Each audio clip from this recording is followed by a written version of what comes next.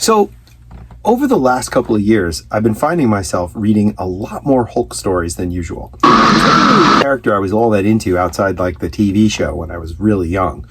And for some reason or another, there's been some really interesting things happening with that character lately. They have been developing the character very differently. Really, really interesting. The first thing that I noticed lately about the Hulk that caught my attention was Immortal Hulk by Al Ewing, and the artist's name is Bennett. I can't remember his first name right now. But that really told a story that was unexpected for a Hulk story and reminded me actually of the way that Alan Moore kind of revamped Swamp Thing back in the 80s. It's the kind of same thing that Alan Ewing did with the Hulk in Immortal Hulk. And since then, I've been keeping my eye on a lot of Hulk series. They've had a bunch of different titles come out for the Hulk, too. They've been doing a lot of different stuff. Yeah. And recently, I've started reading the new Joe Fixit series, which is great. If you haven't had a chance to read it, I highly recommend that you go out and pick up the new Joe Fixit series. It's been good. The writing is Peter David. He's returned to the character that he created. I loved his work on the Hulk original his years ago. Great. Loved Peter David never really fails to put out a decent product. Nice guy too. If I met him at a couple conventions. Oh, have you? Mm-hmm. I have a couple of comics in the collection signed by him. Just Hulk comics, actually. Really nice guy. Yeah. Like nice to talk to about the we should get interview him. Yeah. Has a lot of good stories. Peter David, by the way, if you don't know him, if you don't know his stuff, he writes everything. He writes novels. He writes comic books. He writes television. He writes video games. He does it all. He just describes himself as a writer of stuff. That's what he does. He's written some animated shows. I'm trying to think off the top of my head which ones he was mostly involved in. I can't right now off the top of my head. But he is a great writer of Star Trek novelizations. If you're a Star Trek fan, look for Peter David's novels, especially the New Frontier novels. They're really, really good. His take on that whole world is really good. Excellent stuff.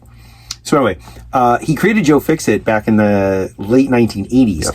Joe Fixit first shows up in Hulk number 347, named Joe Hulk, Joe Fixit. I have it somewhere. Yeah. And he is a new way of looking at the Hulk. He's gray-skinned, like the Hulk was way back in the beginning. Original.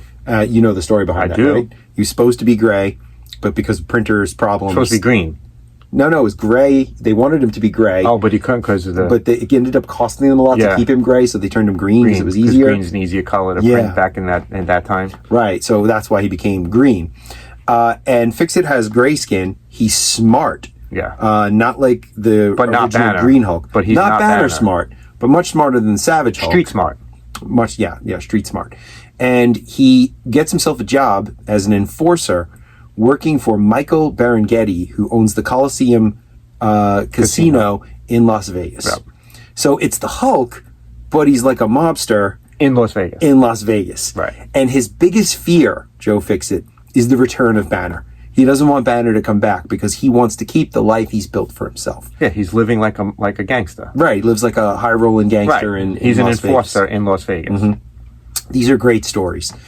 He was Joe Fixit from, like I said, issue number 347 to issue 377, where Joe Fixit got reabsorbed back into all the other Hulk personalities.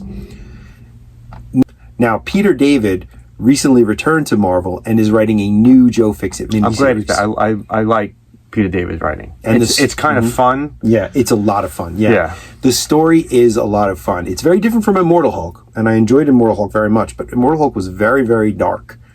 Peter David's take now on Joe Fixit is sort of a lighter side, more superhero, the series, much more classic Marvel. Series ended. The miniseries ended. Yeah. Yeah. Yeah. Was it 5 issues? Yeah, it ran 5 issues. Yes. And it guest appearances by a bunch of other... Yes. Well, Marvel right characters. away, Spider-Man. Spider-Man from the Spider-Man's in from issue 1. He's in Vegas, visiting Vegas. He's in a layover. Yeah. He's stuck there, waiting for another flight, when he sees Wilson Fisk walking through the airport. The Kingpin. Yep. And he realizes something's wrong. He knows the Hulk is there, and he knows Joe Fixit is the Hulk. For some reason, not a lot of other people make this connection. Right.